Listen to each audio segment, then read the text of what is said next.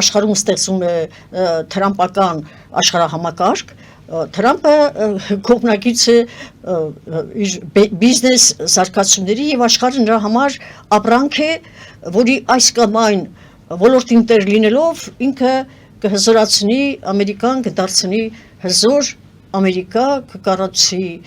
ոսկե գմբեթներ եւ Մարսի վրա դրոշ կբարձրացնի։ Այսպիսի մտածողության տերը Թրամպը եւ այդ բոլոր լուրերը ամբողջ օրը հեռախոսների միջոցով ժողովուրդը մարդիկ ընթերցում են։ Դա ուրեմն դաշնակցության այդ կոչը միավորվելու, կոչի հետ համախմբվելու առաջարկը նաեւ իմ երազանքն է, որի մասին ամեն օր եմ խոսում։ Քանի որ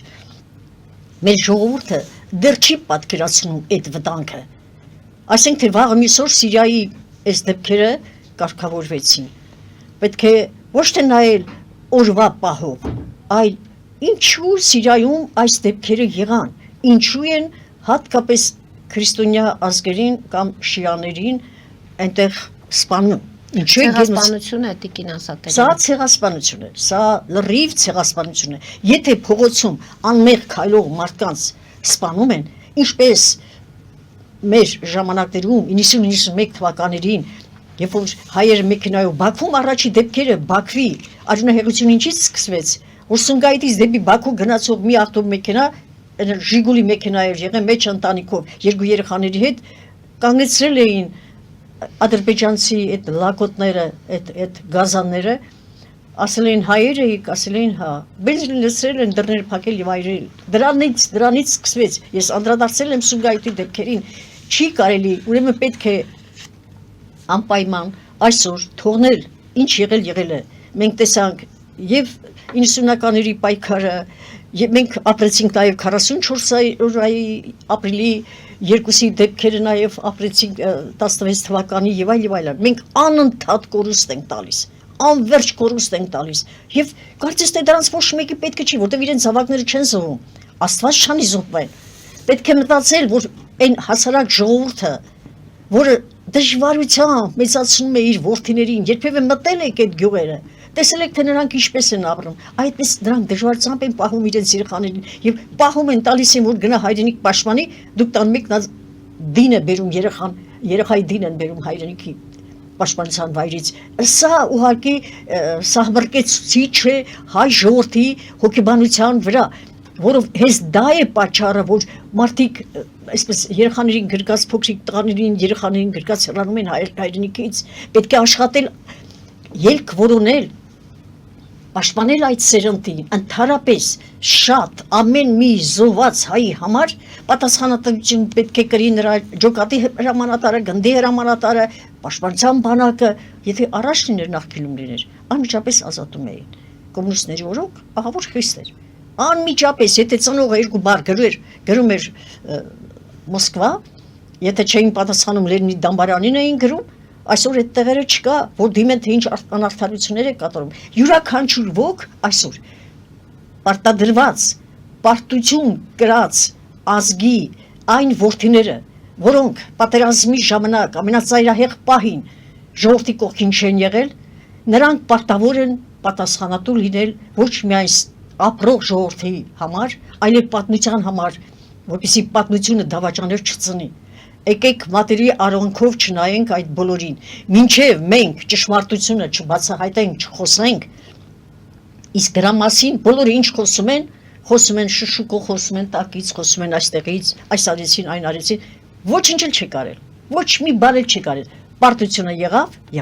այդ պարտությունը չպետք է լիներ, հայ չէր կարող պարտվել, այն արժույթ տղերքը, որ կռվում էին, այնտեղ չէին պարտվում, նրանք չեն պարտվել։ Թողնույս իշտի Թումանյանի գերեզմանին ասում էր հիմա այս դեպքերից հետո, երբ որ ես լսում եմ թե ինչ է կատարվել, Թումանյանը որ ասում էր մենք ներսից ենք փտած, ներսից պետք է բուժվել։ Ուրեմն հայերս այսօր, այս որ տեսնում եմ, չէ, այստեղ այդ կուսակցությունները, ամեն կուսակցություն հավաքում է իր համար տալիս է իր ճշմարտությունը, ասում է այսինչ բան հասկացանք, կուսակցությունները ստեղծում որպեսզի գաք խորհրդարան։ Բարով գաք խորհրդարան, գաք եւ գործանեք, գաք եւ չնստեք ամեն մեկը մի բույն ստեղծի իր համար նստի ու սկսի հայրենիքը կամել, հայրենիքին էլ արյուն չի մնացել, Հայրենիքը ներարկվում է դրսից 12 միլիարդը արդեն շալակներին է այն սերնդի, որոնք պիտի վաղը միսօրը գան։ Դրա համար անհրաժեշտ է, որպեսզի այս միասնության գաղափարը, այո, շատ կարևոր է, որ այդ 120 կուսակցությունները հավաքվեն մի օր կոնկրետ կարելի է Հայաստանում հայտարարել կուսակցությունների գագաթաժողով, որն է այս կուսակցությունների նպատակը հայտարարել եւ այդ 120 կուսակցությունների մեջ ջոկել, առանձնացնել այն անձանց կամ այն անձին, հիմա որ ես ասենք Տիկին Ասատրյան, Նիկոլ Փաշինյանը նույնիսկ բանավեճի հրավիրեց երկու նախագահների, նրանք չեկան, այս գագաթաժողով ինչպես եք պատկերացնում կուսակցությունների։ չեկան, Դուք որովհետեւ մենք մի լավ խոսք ունենք, երբ որ մենք եսից դառնանք մենք, բայց բոլորը դեռ ես են, մենք չենք դառնում։ դրա համար ասում եմ, հայերս մի անգամից կտրուկ պիտի որոշենք մեզ փոխել մեզ, արդեն կանգնել ենք փաստի առաջ։ Աստված մի արածս է։ Թրամփը արդեն ունի իր առանցին սիրված ազգը, որին տվել է բոլոր հնարավորությունները, որ ինչ ուզենա անի, որտեղ նա պետք է քաղաք կառուցի, նոր սրբավայր կառուցի եւ այլն։ Դա հрьяաներն են։ Եթե վաղ միսօրը հрьяաները, ինչպես գիտեք, չունեն Իրանի հետ։ Հանկարծ հարված են Իրանին։ Տեսեք, քանի քայլի գնացին, իբր թե Իրանի միջուկային զենքերին եւ այլն ուզում են հարվածել։ Բա որ հարված են եւ նրան էլ սատար լինի Ամերիկան, ամենազորեղ պետությունն է։ Ամերիկան հայտարարեց, տեսակ նա հրաժարվեց նույնիսկ Եվրոպայից, այսօր Եվրոպան իր գլխի ճարը տեսնում է, իրար գլխին հավաքում եւ այլն։ Ուրեմն մենք ինչ պիտի անենք հայերս, ինչի առաջ են կանգնած։ Պետք է որոշել ինչ անել։ Մենք չենք կարող թուրքերի լծի տակ ապրել։ Այս մի բանը պետք է ի նկատի ունենալ։ Ես սա շատ լուրջ եմ ասում։ Կան մարդիկ, որոնք ասենք, տեսեք, ժամանակին Վարդգես Պետրոսյանը գրեց իր կրակեշապիկ վեպը, որտեղ ներկայացրել էր այն թուրք ընտանիքներից մի քանիսին, որոնք հայեր էին փրկել։ Եվ ուզեցավ ինքը որպես գրողի պատմության համար բան թողնել, արահետ բացանել, որ կարելի է նաև թուրքերի հետ խաղաղ ապրել։ Իսեր ասո կարելի է,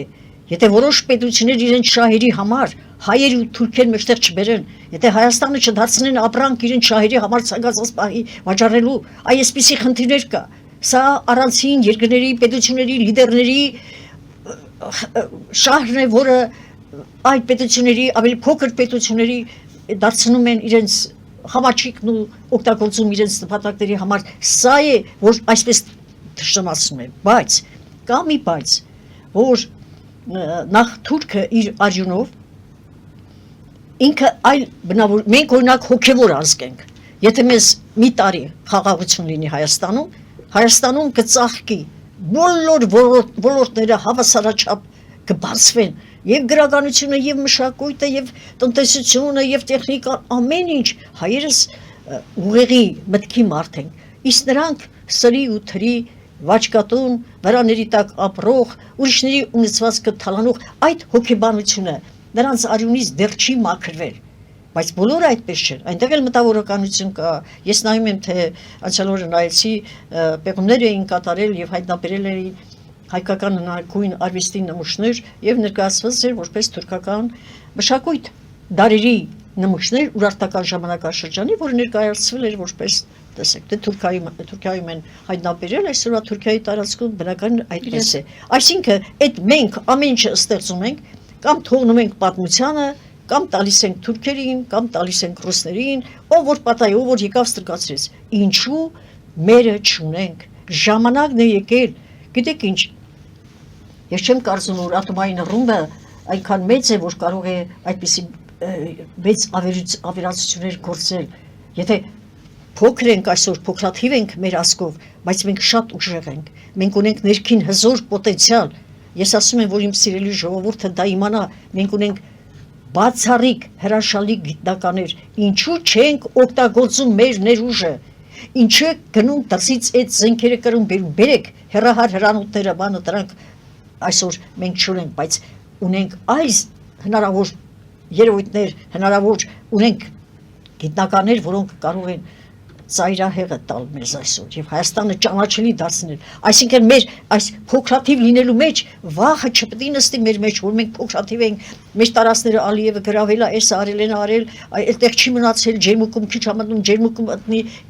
Այս վախը պետք է հանել մեր միջից, ընդհակառակը ամեն մեկը մի հզոր ուժ է։ Հայր, ես ձեզ եմ դիմում, եւ տղամարդիկ, եւ կանայք։ Նախ կանանց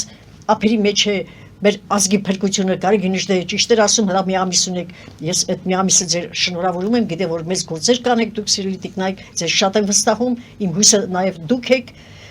բայց հայ տղամարդիկ, հայ գիտնականները շատ հզոր են։ Պետք է օգտագործել այդ ուժը։ Ինչու՞ չի օգտագործում։ Դուք ասացիք, որ Փաշինյանը հրավիրել էր մարդկանց երկու կուսակցություն նույնիսկ չէին եկել եւ այլն չէին համաձայնվել։ Այ այսպիսի բաներ կան։ Մարդիկ բողոքում են, որ իրենց դիմումները անպատասխան են մնում, չեն արձագանքում, բա մի հրավիրեք, կոլեգիա ստեղծեք, թե սա ինչ գիտություն է, ինչի կարող է ծառայել, որքան օգուտ կարող է բերել մեզ, ինչու չստեղծել այդ օգտագործել այդ գիտնականների գյուտերը, որը ոչ միայն կծառայի մեր բանակին, մեր հզորությանը, այլև հետագայում կարելի է վաճառել։ Այո, եղավ պահը, որ ես իմացա այդ մասին, բայց ձգեցին այդ գործը մինչև վերջ եւ դեռ չեն շարունակում։ Ինչու է այսպիսի բաները տեղ են գտել Հայաստանում եւ այդ հարցերը չեն լուծում։ Շատ չլուծված հարցեր կան, որոնք բացի դա, ինչքան կարելի է Ալիևին զիջել։ Ալիևը ինչ ասում է, հարածյուղի պես պետք է ընդունել։ Դե փաստորեն ասում են կամ պատերազմ է լինելու, անընդհատ պատերազմի այդ չի կարող պատերազմ լինի։